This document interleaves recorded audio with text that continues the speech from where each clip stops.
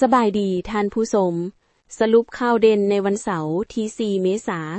น 2026 จากลาว เอเชีย และทั่วโลก มีดังนี้ ข่าวเด่นในลาว การเปิดสัปดาห์ความปลอดภัยทางถนน 2026 ทางการลาวได้เริ่มต้นสัปดาห์ความปลอดภัยทางถนน 2026 โดยเน้นใส่การป้องกันการดื่มแล้วขับ เพื่อเกี่ยมพร้อมรับมือกับระยะบุญปีใหม่ลาวที่กำลังจะมาถึงการเกี่ยมฉลองบุญปีใหม่ลาว พ.ศ. 2569 หลายแขวงได้ออกคำแนะนำการฉลอง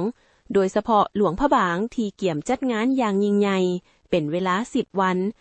11-20 เมษายน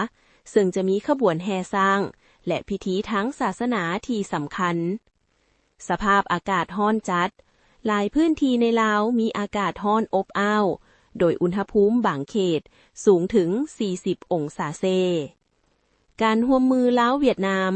มีการจัดพิธีมอบรับโครงการบูรณะปฏิสังขรณ์อนุสรณ์สถาน ประธานโฮจิมินห์อยู่แขวงสวรรณเขต เพื่อหัดแน่นสายพัวพันสองชาติ ข่าวเด่นในเอเชีย วิกฤตการพลังงานในอาเซียน ความตึงเครียดในตะวันออกกลางส่งผลกระทบต่อราคาน้ำมันในอาซีตะวันออกเฉียงใต้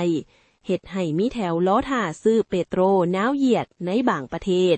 และส่งผลให้อัตราเงินเฟ้อในลาวสูงถึง 9.7% สถานการณ์ในเมียนมามีการรายงานเกี่ยวกับอัตราแลกเปลี่ยนเงินตราต่างประเทศที่ผันผวน และผู้นำทหารเมียนมาได้รับการเลือกตั้งเป็นประธานาธิบดีการปราบปรามกลุ่มต้มตุ๋นออนไลน์